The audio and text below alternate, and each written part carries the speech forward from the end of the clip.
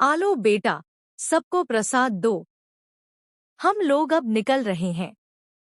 मंदिर में भक्तों की भीड़ कम होने लगी थी। चारों ओर भक्ति के गीत गूंज रहे थे और माहौल एक पवित्र ऊर्जा से भरा हुआ था। तभी पुजारी ने आवाज दी, 24 घंटे पूरे होने में सिर्फ आधा घंटा बाकी है। इसी दौरान अनु मंदिर में प्रवेश करती है। उसकी निगाहें आर्य को ढूंढती हैं, लेकिन वह उसे नजर नहीं आता। दूसरी ओर आर्य मंदिर परिसर में खड़ा है और सोच में डूबा हुआ है। अनु उससे सामने नहीं मिली, इसका उसके दिल पर गहरा असर होता है। आर्य सोचता है, तो अनु ने जो कहा वो शायद सच था।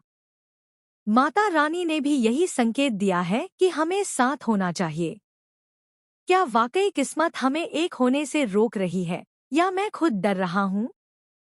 भीड़ में खड़े आर्य के चेहरे पर भावनाएं साफ झलक रही थी। उसके दिल में अनु के लिए जो भावनाएं थीं, उन्हें अब वो छुपा नहीं पा रहा था। यह पहला मौका था जब आर्य के चेहरे पर उसकी दिल की बात साफ दिखाई दे रही थी।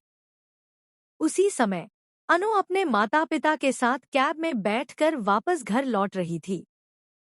गाड़ी के शीशे से वह बाहर झांकती है तो दूर खड़ा आर्य उसे देख रहा होता है, चुपचाप, बिना कुछ कहे। अनु को एहसास हो जाता है कि कोई है जो उसे देख रहा है। उसकी आंखें एक पल के लिए टिक जाती हैं, पर वह कुछ कहती नहीं। सिर्फ हल्की सी मुस्कान और फिर गाड़ी चल पड़ती है। दूसरी ओर आर्य भी अपने घर की ओर निकल पड़ता है, लेकिन उसका मन बेचैन है। उसकी उलझन अब और बढ़ चुकी है। वहीं अनु घर पहुंचने के बाद अकेले बैठी होती है और सोच रही होती है। अनु का मनोसंवाद। मुझे अब यह स्पष्ट हो गया है कि माता रानी की भी यही इच्छा है। लेकिन फिर भी आर्य सर ने मंदिर में मुझे देखा और अनदेखा कर दिया। अगर वो मुझसे प्यार करते तो कम से कम बात तो करते। शायद वो इस रिश्ते को स्वीकार ही नहीं करना चाहते। वो कभी भी मुझे और मेरे सच को दिल से अपनाएंगे नहीं। तो अब मेरे लिए यही सही होगा कि मैं खुद को इस रिश्ते से अलग कर लूं और जयपुर जाकर एक नई शुरुआत करूं। इसी द्वंद्व में अनु ने मन ही मन निर्णय ले लिया, वो जयपुर जाएगी।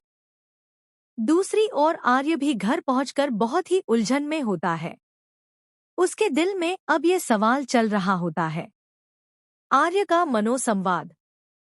मैं इस सच्चाई से कैसे मुंह मोड़ सकता हूँ? अनु की बातें, माता रानी के संकेत।